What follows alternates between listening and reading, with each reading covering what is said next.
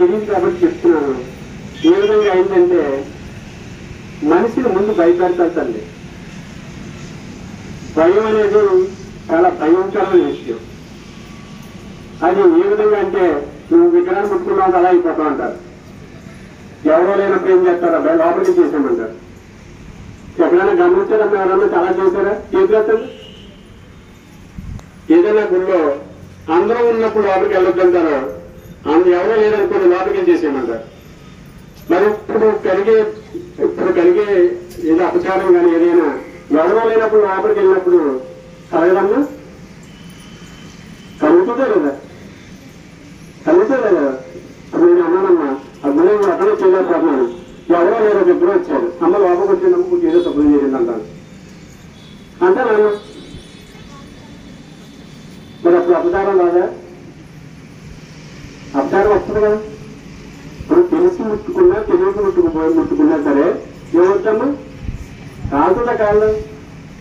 మరి అందరూ చూస్తున్నప్పుడు అపచారం వచ్చినప్పుడు ఎవరో లేనప్పుడు వెళ్తే అపచారం రాదా? వస్తుందా రాదా? ఎప్పుడు గుండె అదే జరుగుతుంది. మీకు తెలియదు పెద్ద గుండెలో కూడా జరిగింది. కారణం ఏంటంటే వాళ్ళు పొలాభం కోసం ముందు భయం పుట్టిస్తారు.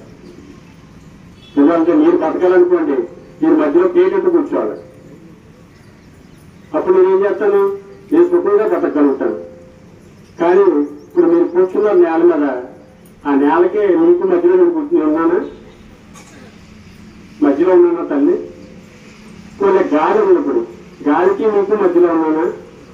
కొన్ని ఆకాశం ఉంది. ఆకాశానికి మీకు మధ్యలో ఉన్నానా? ఉన్నానా చెప్పండి. ఆలోచించండి ఒకసారి. పంచభూతాలు కూడా మధ్యలో ఎవరో లేదు. మనకి పంచభూతాలకి మధ్యలో ఎవరో లేదు.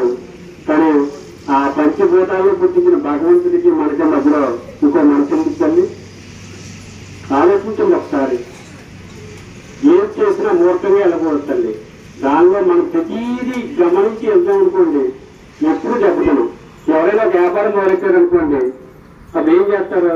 దీనిలో లాభం ఎంత వస్తుంది, నష్టం ఎంత వస్తుంది, కష్టం ఎలా ఉంటుంది, ఏం చేయగలం అనేది ఆలోచించే కదా దిగుతాం. అలాంటిది మన జీవితాన్ని ఉద్ధరించడం కోసం భగవంతుడికి వచ్చినప్పుడు అక్కడ ఏం జరుగుతుంది అనేది చాలా ఇంపార్టెంట్ అండి. మన పూర్వీకులు ఏం చేశారంటే తెలివితేటలుగానే 4 వర్ణాలకి నిలబెట్టారమ్మ. 4 వర్ణాలు ఏంటి? బ్రాహ్మణులమ్మ, తర్వాత క్షత్రియులు, తర్వాత వైశ్యులు, తర్వాత శూద్రులు. మనం పండించే పంట 3 కులాలకు ఉంటాయమ్మా. శూద్రులు పండించే పంట వ్యవసాయదారులు వీళ్ళందరూ కూడా శూద్రులు. కులం అనేది వృత్తిపరంగా విభజింపబడింది.